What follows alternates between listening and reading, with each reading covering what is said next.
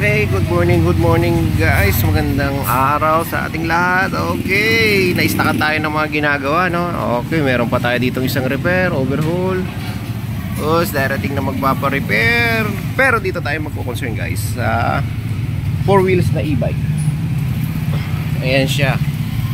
Okay, ayan, 4 wheels na e-bike yan guys. Nandiyan nga pala si paring June. Okay, ano masasabi mo? Hello. Okay. Ayun yung nga pala guys, dito 4 wheels na e-bike natin. Hindi galing sa atin to, no? Dumayo lang to. Di ko alam kung sa tagasan itong may-ari nitong e-bike na to. Okay, ang tatak ng e-bike niya is ito. Max Electric Cycle. Okay, ngayon guys, mag-umpisa na tayo sa kanyang concern. Gusto niya kasi itaas yung kanyang ito shocks. Papalitan natin ng mas malaki. Ito ipapalit natin. Ang brand nitong binili niyang is Owen Shocks Absorber. Okay, sorry. Owen Shocks Absorber. Okay, tatag at tibay, perfect for everyday ride. Okay, baka naman Owens, dito lang ako. Ayan, etong papapalitan niya 4. Ayan nga pala yung tsura nung papalit natin, no? Okay guys. Okay, medyo mahaba nga talaga naman. Kukumpara natin sa dati niyang size, medyo malayo. Ayun, oh. Sukat natin dyan sa taas. Ayun ang haba niya. Siguro mga 2 to 3 inches ang haba niya. Itataas niya. Okay guys, pwede naman i-ano yan guys. Yun nga lang guys, pag siguraduhin nyo pag pinakalas nyo itong shock absorber nyo, unang-una huwag nyo mamadaliin, no? Kasi unang-una ito, pag kinalas yan, ito yung kanya nga palang brake fluid. Pag tinanggal yan, syempre pag ginalaw mo rin lang to, automatic magrasa ka na sa lahat. Kasi yan, kita mo na, tapos may konting adjustment lang din naman yan. Okay guys, tara, umpisahan na natin ang palitan ng shock. At dito na nga tayo, no guys. Ito, nakikita mo, merong kinakalawang. Okay, kalasin muna natin yung taas.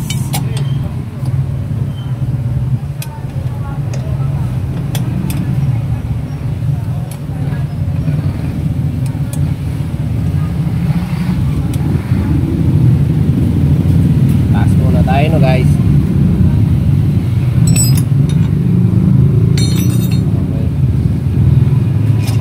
Okay, tanggal lang. Atras lang natin ng konti guys. Para nakikita yung buong kagwapuhan ng Okay guys, ito na, natanggal na natin yung isa. Tanggalin na yung baba. Ito yung stock niya. Ngayon, ipapalit natin ito. Ang layo, no guys. Ito yung laki. Pwede yan guys. Check lang muna natin.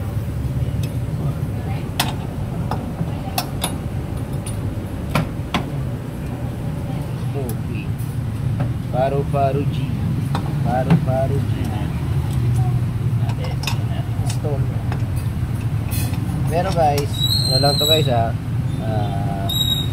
pag nagpapalit kayo ng shock, siguraduhin nyo din na diretso nyo ng grasahan lahat ng mga madadaanan. Kasi for safety din ng customer natin.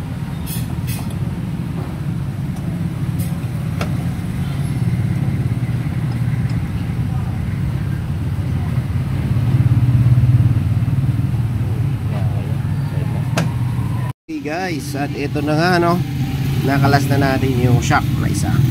Okay, ngayon guys, may problema tayo, no? Ito yung original niya. Ito yung gusto niyang ipalit. Mas maganda sana. Mas maganda kasi mas malaki. Mas heavy duty. Okay. Kaso ang problema guys, hindi kaya ng ito holder niya.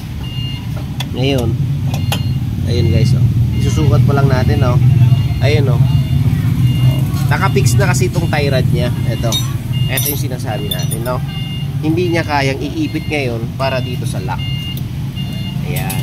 Yan kasi yung hahawak ng manubela po. Yan. Yan, tie rod na yan. Okay. Siya yung hahawak. Dapat yan naka-point. Kaso, pag itong ilalagay natin, wala talaga. Over. Sobra. Kaya, possible nito guys, hindi natin mapapalitan tong harapan. Keso naman ipilit natin na mas maganda nga naman talaga to. Oo, pabor ako dyan. Pero hindi nga kakasya. Kung medyo nagsisa na ng konti, okay lang. Ngayon guys, hindi na natin to mapapalitan. Ang gagawin na lang natin dito is gragrasaan na lang muna natin yung loob niya kasi hindi natin mapapalitan ng shock. Pero ang kanyang likod, kayang-kaya natin palitan yan guys. Okay, tara guys, let's go. Balik na natin tong stock niya na shock sa harapan. Okay, hindi wala kaya. Tara, let's go. Okay, wala tayong magagawa, no? Kasi ganyan talaga. Hindi naman lahat ng binili ng customer at ginusto ng customer pwede natin ilagay sa mga e-bike. Minsan kasi gusto nilang pa-convert. Hanggat kaya, sige. Pero kapag pag alanganin guys, hindi ko rin sasapalaran din yung pangalan ko para dyan lang sa dyan sa conversion na gusto ng customer, no? Ingat din pag may time. Pwede lang guys, lagay muna natin to. Okay. Shout out nga pala dyan sa mga lagi nating valid natin mga viewers. Kung nasan man kayo, nandito lang din kami. Okay. Ayun. Pa.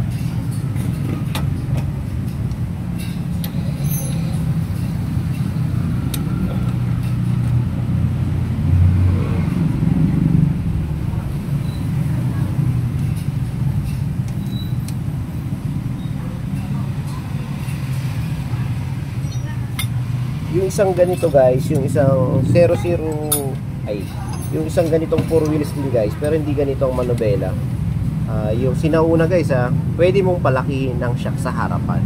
Yun, garantisado ako doon kasi nakapag na ako noon, nakapagpalit na ako doon guys. Pero ito kasi ang manubela nito is bilog, parang manubela na talaga ng 4 wheels. Okay. Pero hindi kaya hindi kagaya nung sinauna na parang oval yung manubela, pwede. Saka kapag yun, pinalitan mo yun, gaganda pa yung pihit.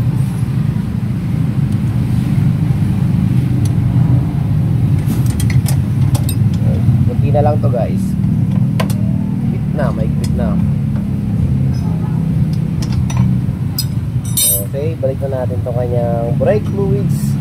Kasi nagalaw.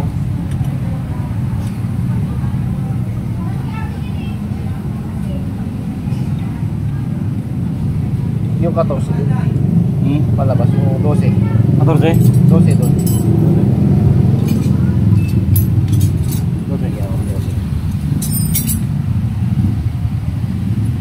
Shout out nga pala kay Jun Jose Crisostomo. Siya daw yung pinakamalupit na nilalang sa San Jose, Pangasinan. Okay. Ordaneta, Pangasinan. Ito nga pala guys yung sinasabi ko.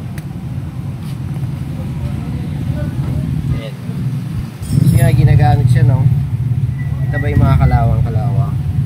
Ayan, no? Kinakalawang na. Yan. Puputburin natin siya ng grasa. Okay. Yan na lang yung magagawa natin sa ngayon. Okay. Lalagyan natin ng grasa. Kasi hindi nga na yung magustuhan ng customer. Guys, habang naglalagay ng grasa, huwag magtipid. Hindi yan obligado ka talaga magkarga ng marami, no? Para mas tatagal din yung buhay ng mga pangbaba ng sasakyan. Kasi yung iba tinitipid kung kailangan, kung yung iba nga kita mo lang, di pitik-pitik lang huwag ka magtipid kasi magagamit niya sa pangbaba ng ng sasakyan, kahit anong sasakyan. punta ka tricycle, punta ka ng motor, punta ka ng kotse. Kaya huwag mong titipirin yan. Pang ilalim yan kasi pang safety mo yan. Jod, pihit mo nga Jod. Pihit mo yung manubela. Kabila, sige, kabila. Yo, ops! Balik. Kabila, ops!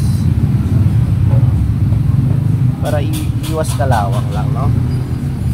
Okay.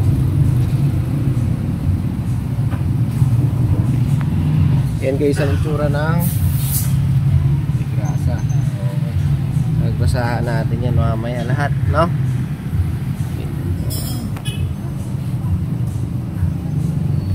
Okay. Babalik muna natin itong kanyang tie rod.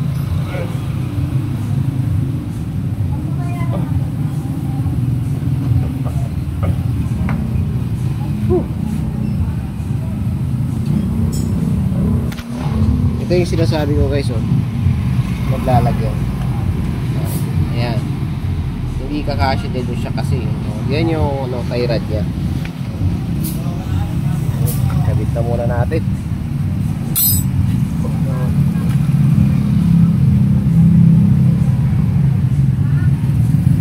Shoutout nga pala doon sa mga nagtatago ng basahan ko. Magtira din kayo ng konti.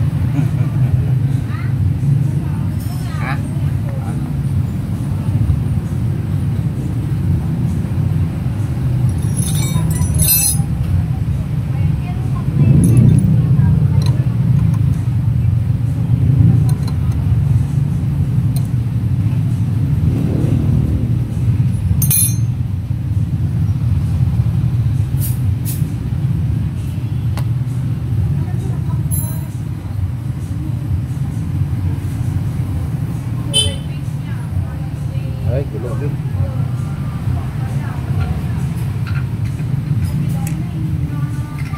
Kakasama yan ito?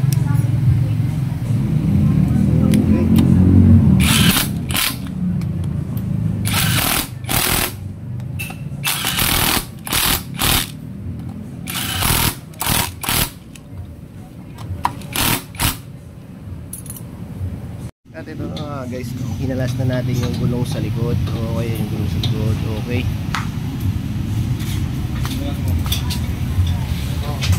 Ayan, kinakalas ko lang yun. Okay.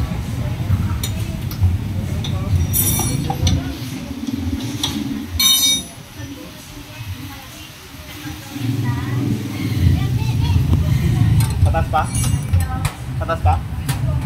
Yung sa taas? Oo, dalawa kakalas ko lang po yan.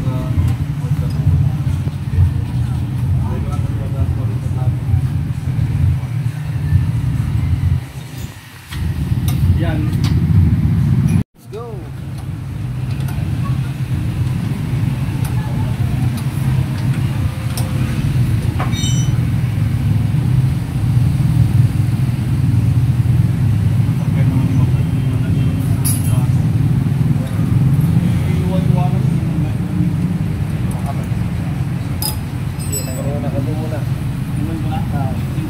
Yes. Wala. Oh, alalayan mo ngayon dyan ha. Magbabaklas ako.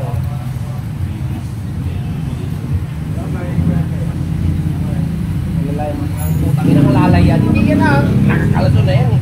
Yung dito, yung gulong. Yung gulong.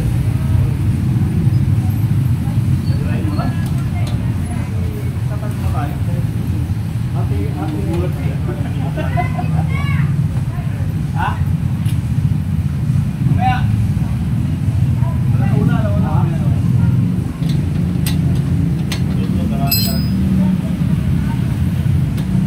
Yun, mabaklas na siya dun. Mabaklas na. Alalayan mo yung dito sa may lagayan ng gulong. Yun ang iangat mo lang. Babagsak kasi yan.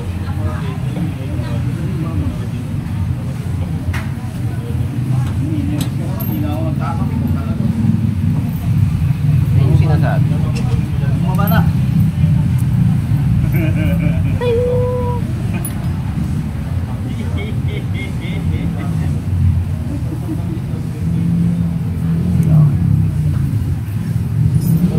Moment of truth.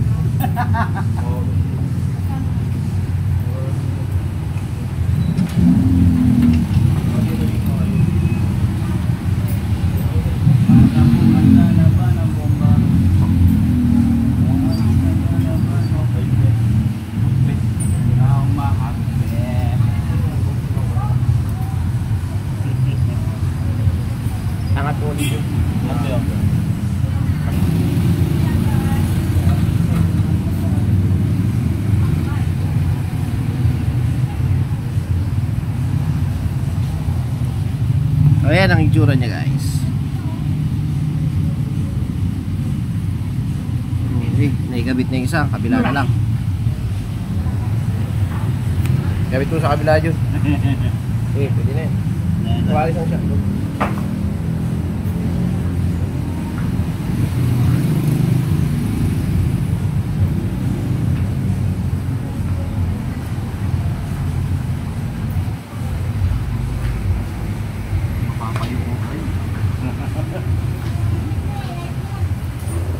Ganito. Okay, at ito na nga guys. So, wow, stainless. Okay, naikabit na. Ito yung isa, ito yung dalawa. Sige, ikpitan mo na dyan. Sige. Okay. Laki ng tinaas sa likod.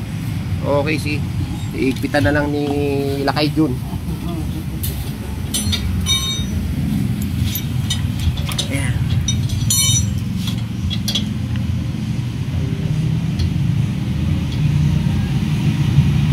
Higpit Marino Jun ah. Okay. Eh, siya na kayo guys ha. Tawa lang ng tawa talaga yan kahit walang pinagtatawanan eh, no?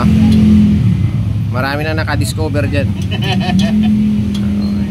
Hindi na lang siya matatagpuan sa Ordaneta. Okay.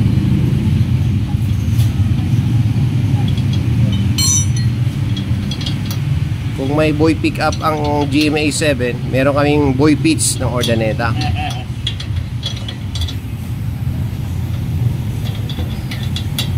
Pansin nyo guys, laki ng itinaas sa likod. Yun nga lang talaga, hindi ginaya talaga sa pangharapan.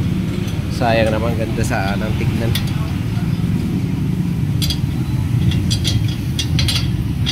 Okay, yung taas nga talaga guys. Ang laki ng itinaas. Yan ang itsura nyo. Ang ganda. Lalong tumas. Yun, pa double check, higpitan maigi. Okay guys, hindi naman masyadong halata. Medyo tumas lang na konti yung likod. Pero heavy duty na yung nakakarga ng telescopic sa likod. Okay guys, sayang hindi natin naikarga itong dalawa po. Sayang pangarapan, hindi inaabot kasi. Okay guys, so at least naitawag na natin sa customer na hindi nga kaya sa harapan. Baka magkaroon lalo na problema. Pumayag naman siya, sa likod lang ang lalagyan natin guys. Okay. Okay, box. Ayan ang kanyang brand name ng kanyang e-bike. Okay guys, tapos na tong e-bike na to guys. Ready for release na to guys. Okay, ride safe, power.